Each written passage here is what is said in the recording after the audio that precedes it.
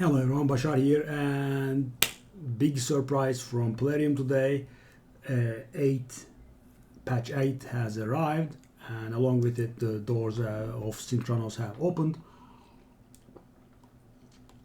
So this is the biggest update we have received in my playtime, which is almost 1.5 years.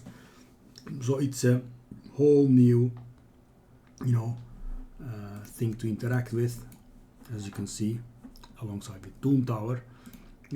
So let's get into it. I mean, I know the font is a little bit small, I'll just skim over it.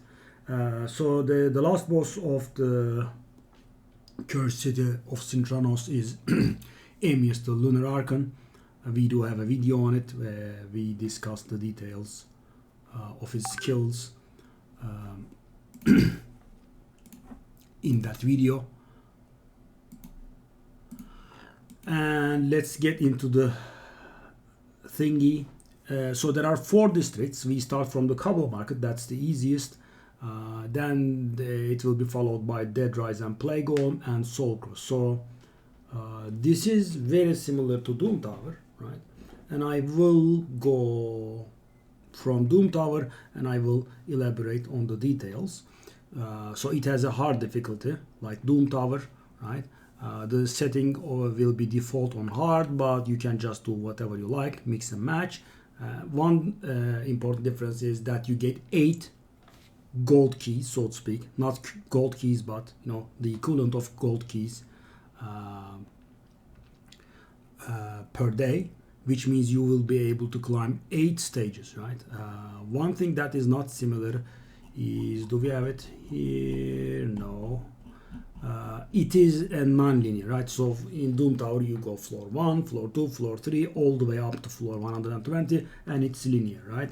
In the Cursed City it's not like that, right? So stage 1, stage 2, and in here, I can do Cobble Market's 3rd room or Cobble Market's 7th room, right? So these roads within the city denote which rooms your room is linked to. So for example, if room 23 is too hard for you, you just can go engage Agret here, right?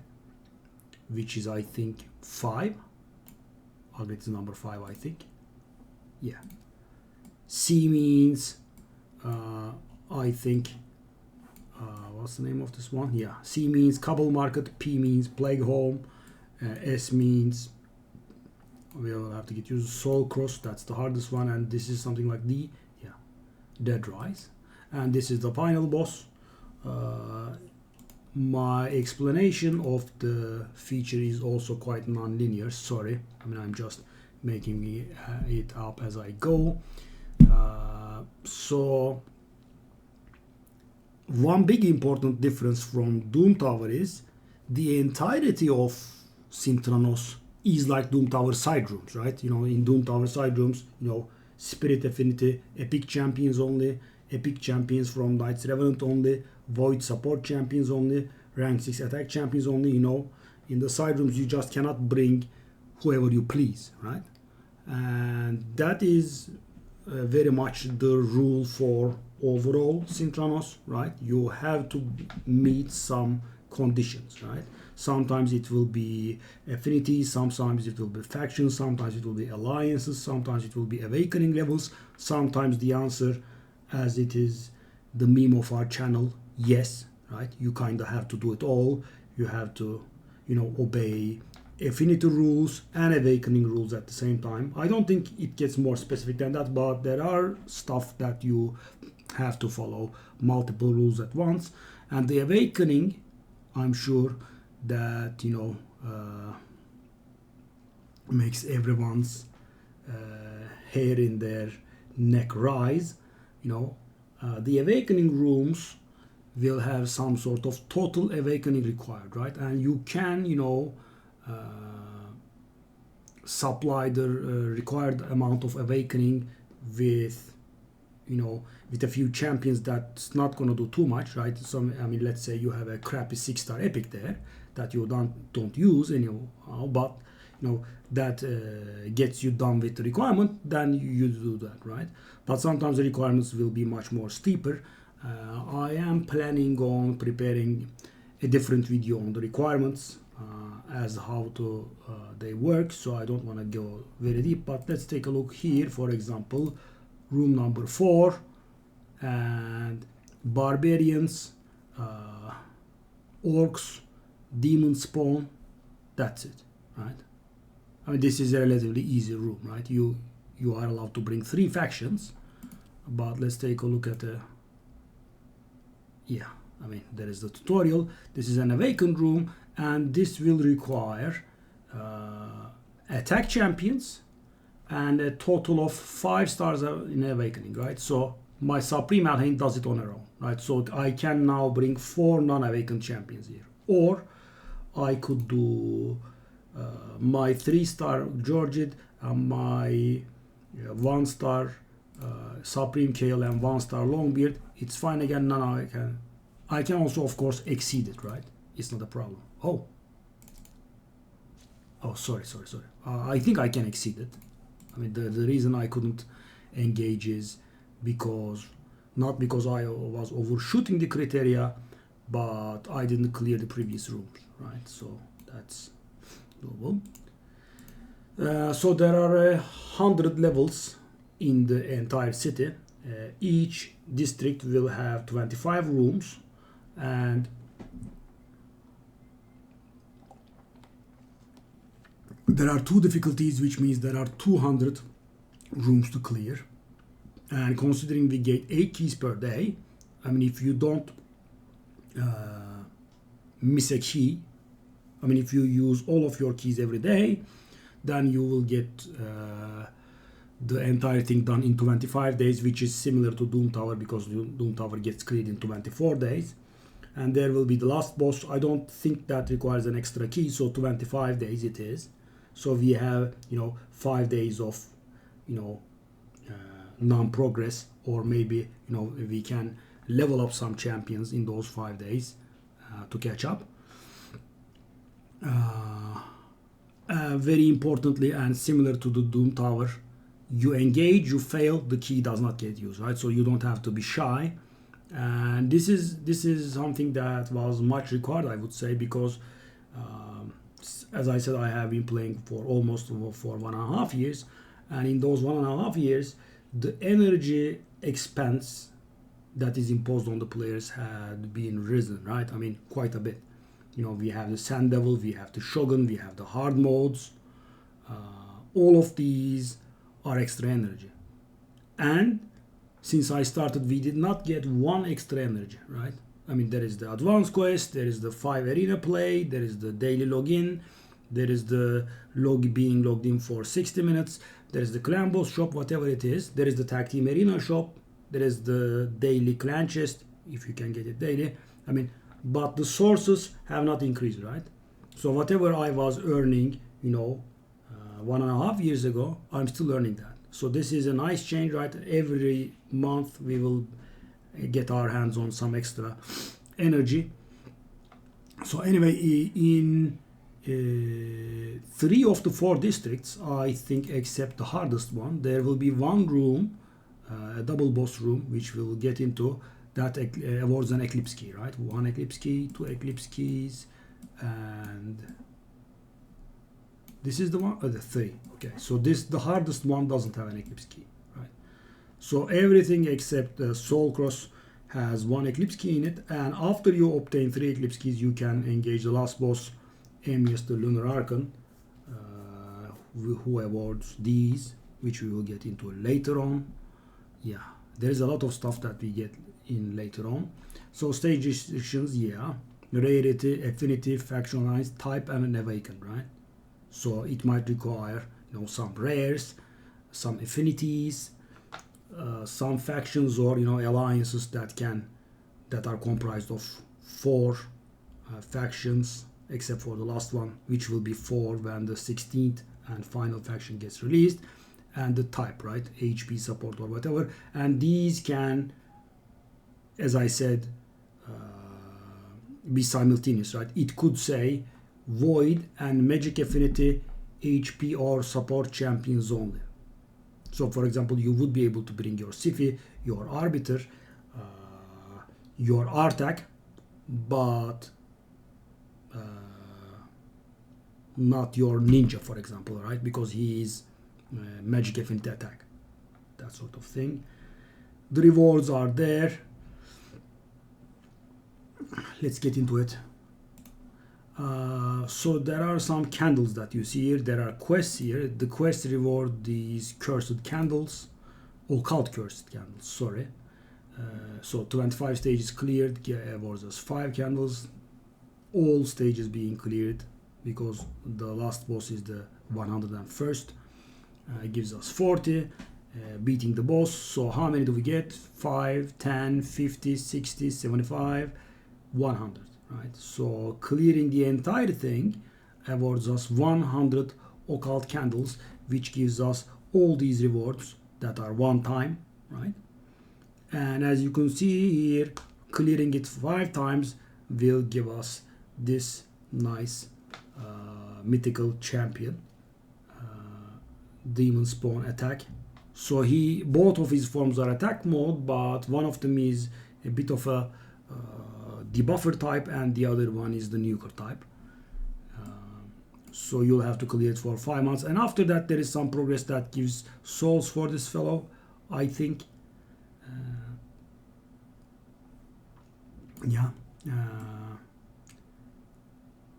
And in the normal mode you get the occult candles. They don't have a progression like that, but it gives the cursed chests, which has some nice rewards in it. Let us get back to this. So there are 2 gear sets that are unique to the Cursed City, which are quite insane. 9 pieces, so you know the accessories are included as well. So I mean, they just emulate the best sets in the game all at once, right? And some extra on top of it. So this is the supersonic set, and so 15% HP, 40 resistance, 32% speed, which is close to the speed set, which can actually be exceeded. I mean, in theory, if you equip 6 pieces of speed on the artifacts, and if you equip 3 pieces of protection, you can reach 48% speed, which is great. But this is, I mean, it falls short, but not that much. But of course, the problem is the 9 pieces, right? It's not very easy to get 9 decent pieces.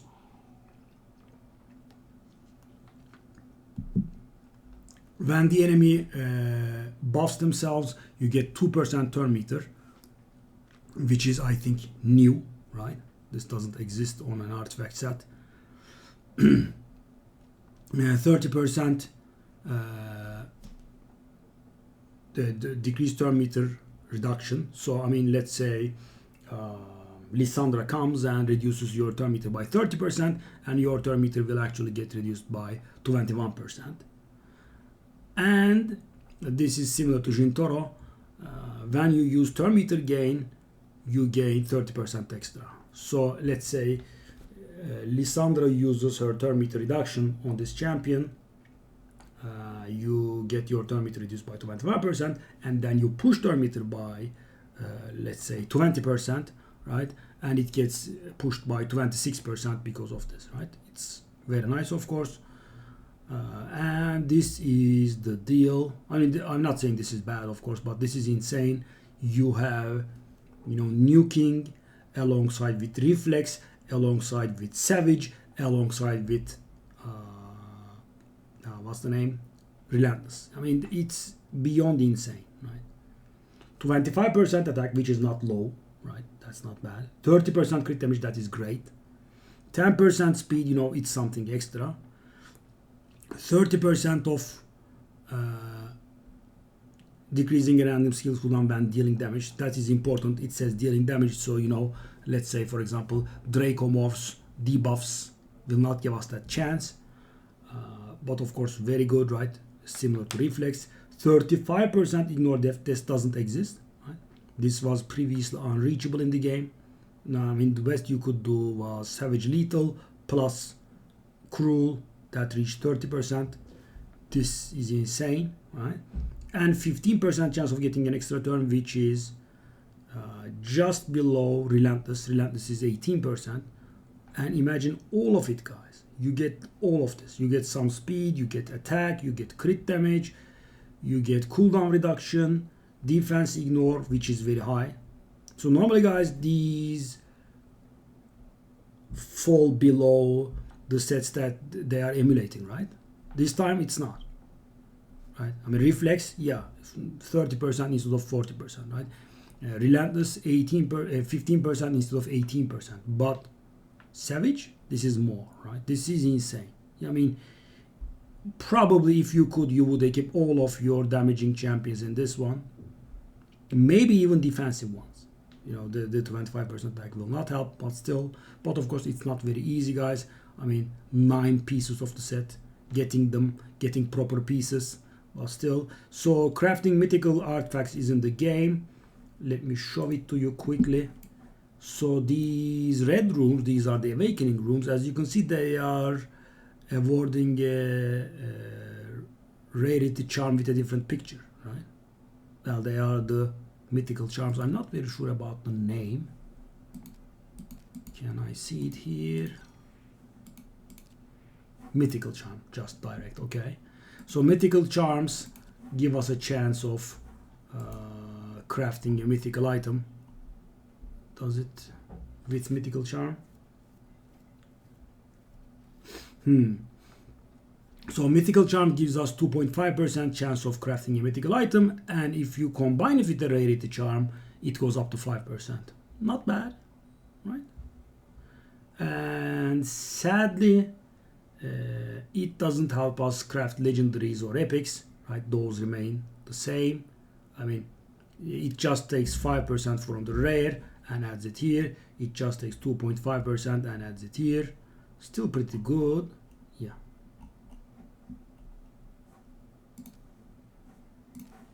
Let's go back to the Cursed City. So there are now mythical ores as well. Where is it?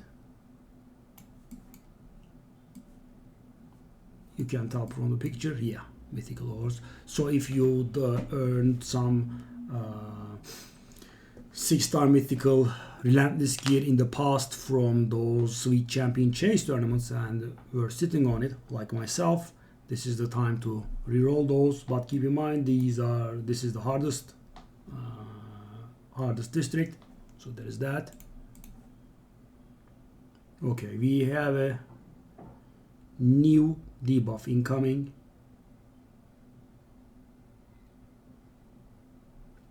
Carnage the Anarch, that is the champion that we are going to earn by completing Hard Doom Tower 5 times. He does a unique debuff to himself called Seal. The Seal blocks gear sets and masteries effects, right? So stat boots will remain the same, right? But I mean, if, for example, it will block Giant Slayer, War Master, you know, Cycle of Magic, and the Master Seal is the upgraded version, you know, like Fear and True Fear. And in the Master Seal, you also block the blessings, right? So let's say the guy has a 6-star smite, brimstone, right? He hits you and he doesn't place the debuff, but the gear, the stat bonuses remain, right? So I mean, if you put up the Master Seal, the guy doesn't lose the accuracy and the HP given to him by the blessing, right? Or the stats, right? But blocks everything else.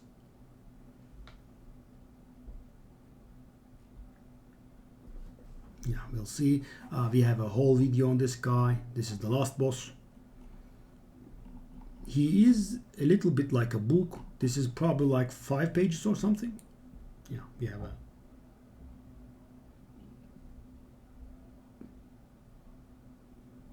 It still doesn't say that he is immune to turn meter reduction effects. I mean, I'm almost certain that he is immune to turn meter reduction effects, but it still doesn't say. Weird. Okay, this is the guy that we will obtain after completing hard Doom Tower, hard Sintranos hard curses 5 times. So the A1 has a passive effect. So his both forms are attack, as I said, but the first one is more like, you know, a little bit like Ramanto, and the second form is a little more like Georgid. So the first form is the debuffer, and the second form is the nuker. So his A1 does attack one enemy twice, and he has a chance to removing one random buff from the target that he hits. Right, and the A1 has a passive effect. This is very rare. I have seen this on Lydia. I don't recall if there are any others have this. Taras, no, I'm not very sure. Well, it's not very important. Let's get to it. Whenever an enemy hits this champion or an ally, this is very sick, right? Has a 50% chance to counterattack with the skill. This chance increases by 10% for each debuff on the enemy. I mean, they hit you, and guys, the crazy part is, as I said, well, as the skill says, if they hit someone in your group, the guy still counterattacks, right? And 50%, guys, very high.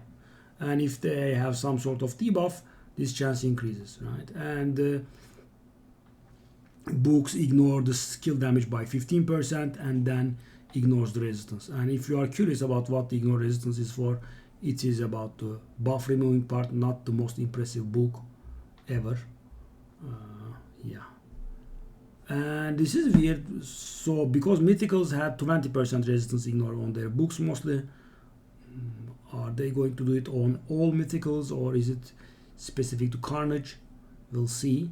The A2 is attacks one enemy twice.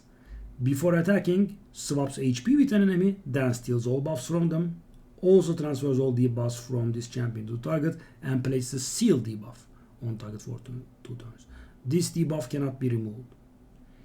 This debuff cannot be resisted or blocked if the target has 50% HP or less.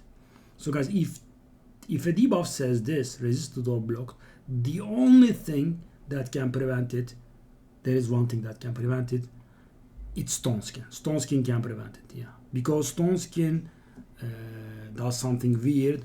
I mean, I've discovered it when I had some sort of problem with Leoris in Live Arena. So Stone Skin provides actual immunity. You are immune to all debuffs except for the ones that can go through Stone Skin. Right? Real immunity. So cannot be resisted or blocked, doesn't get through, right? Because you are immune. Okay. And seal prevents the masteries and the artifact sets.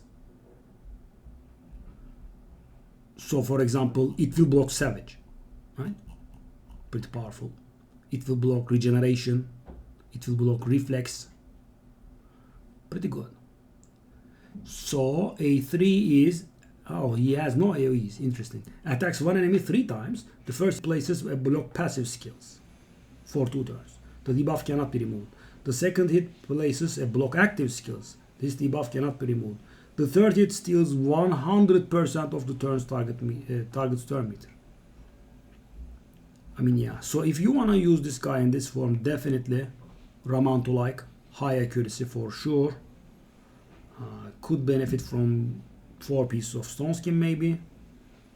Yeah, pretty sick. Okay, this is the alternate form entrance. And then we have each hit this champion deals from skills has a 50% chance of applying a debuff spread effect, taking 1 debuff from the target and placing it on all enemies. I mean, you can spread the cannot be removed seal. Lovely. Whenever this champion kills an enemy, has a 100% debuff spread, taking all debuffs from target and placing them on all enemies. This effect cannot be resisted. I mean, that's insane, right? And thing is, guys, you swap HPs.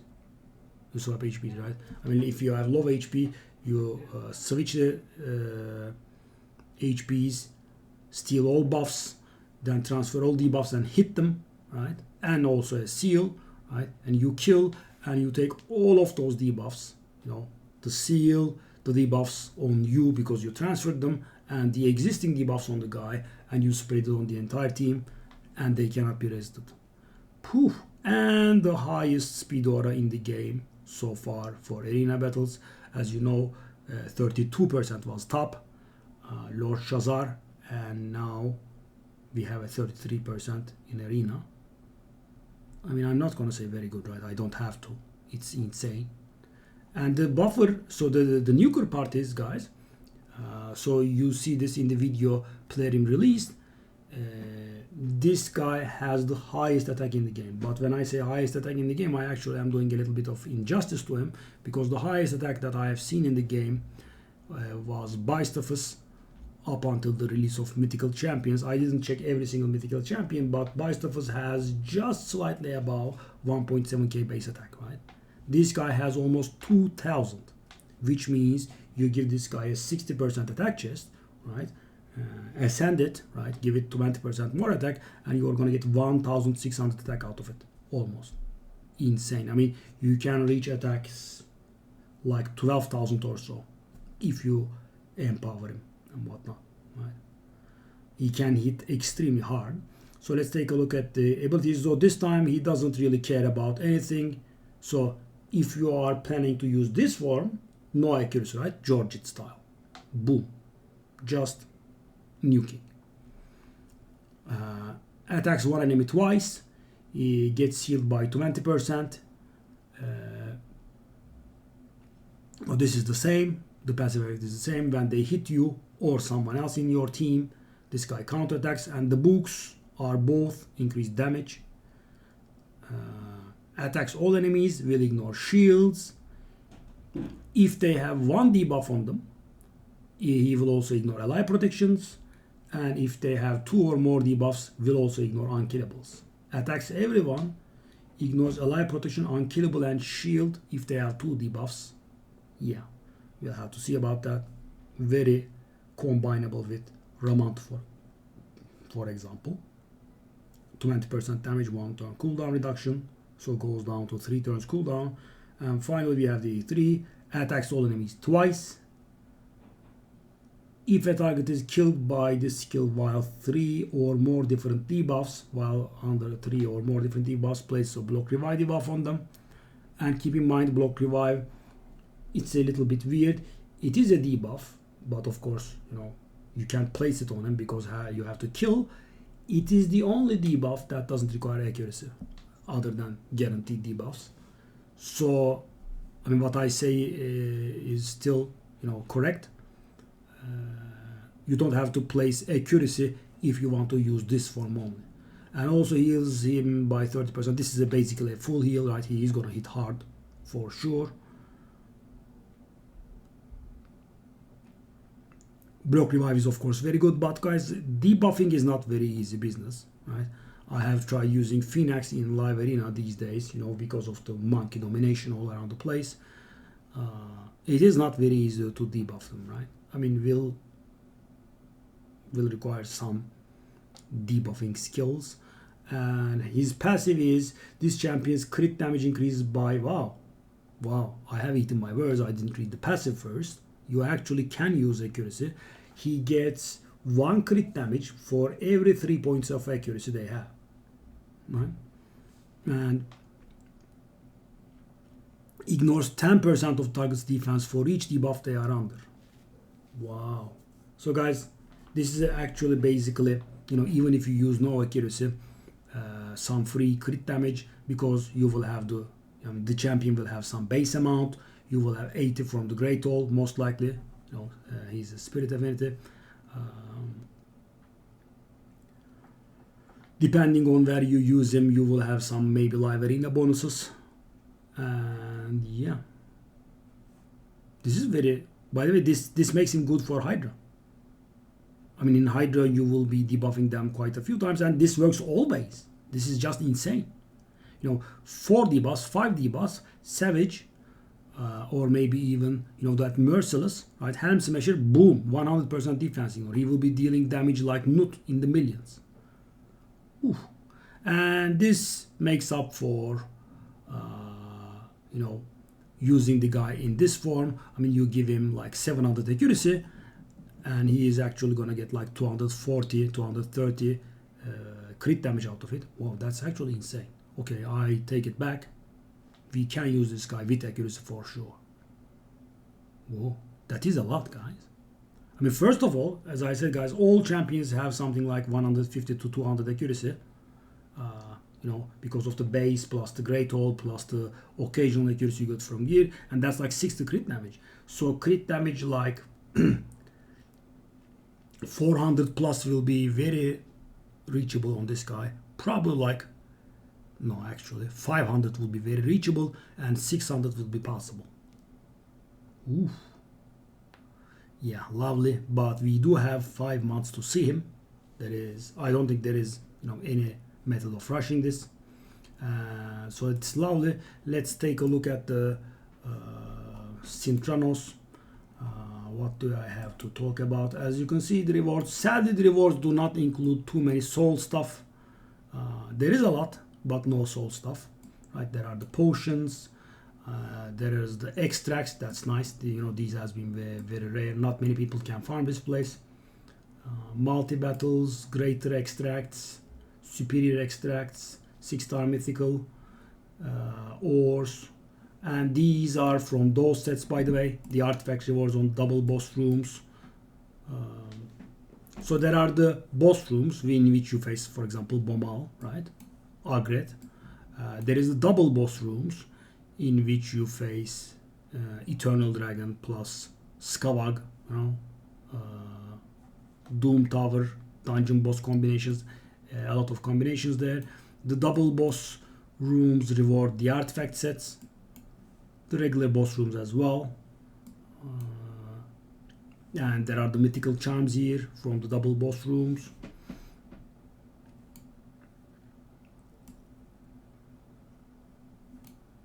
There is this one here. I will show it to you. So that is a different type of a, you know, shard-like thing. I think it was called Cursed Remnant, or was that a game name? Or is the answer yes? I think it could be all.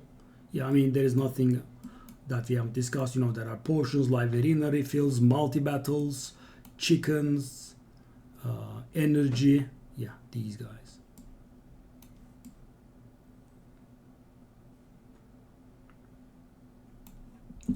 And for the first time, a shard has a chance to summon epics and non-epics. Sorry, my apologies. I meant voids and non-voids together at the same time. Let's get to it. Here, remnant summon. So there are 10 cursed remnants in the Cobble Market, 25 in Dead Rise, 25 in Plague Home, and 40 in Soul Cross. That makes up to 100, and defeating the final boss has 100 as well. This is hard only, as far as I know. Yeah, it does say that it's hard only, so you don't get it from the normal difficulty. So if you fully clear the place, you'll be getting your hands on 2 Cursed Remnant summons. So 100 Cursed Remnants will allow you to do a summon, and as I said, for the first time you can summon voids and non-voids together from a shard. Well, it's not an actual shard, but shard-like. And the weird thing is, it doesn't summon legendaries, right? 82.5% chance of a colored epic, 15% chance of a void epic, and 2.5% chance of a mythical champion, which is extremely high, as you can imagine. Normally primal shards have it on 0.5%, but you do spend an entire month to grab these. They have their own mercy system. After you fail to summon a mythical 24 times from these, your chance of summoning a mythical champion will go up by 1%. So let's say you clear the hard Sintranos, Curse City hard, for a year, right, and you still haven't gotten your mythical, then your 13th month will bring you the 25th and the 26th Cursed Remnant summon, and they will have 3.5 and 4.5% chance of summoning a mythical champion respectively. So probably like 16, 17 months of clearing and you can quite expect to get one. But of course nothing is guaranteed. So there is that. I was hoping that this will help us, gather primal shards and mythical books. So primal shards, I mean, this kind of makes up for it, right? This Cursed Remnant thingy makes up for that. I mean, we are gonna get 2 Cursed Remnants there that do have that do have the combined chance of something like 10 primal shards for summoning mythicals, but of course they don't have any weight or value in summon rushes. There is a loss there, but the disappointment is, so I like the update, right? I'm just saying it out loud, there are no mythical books in here, so if I saw correctly, right? And so, yeah, I mean, we do have access to more mythical champions now, right, in theory.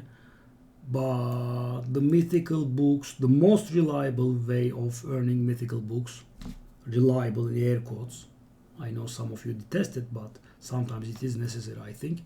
So the most reliable way of obtaining mythical books is winning Hydra Clash. Reliable and Hydra Clash do not go in the same sentence.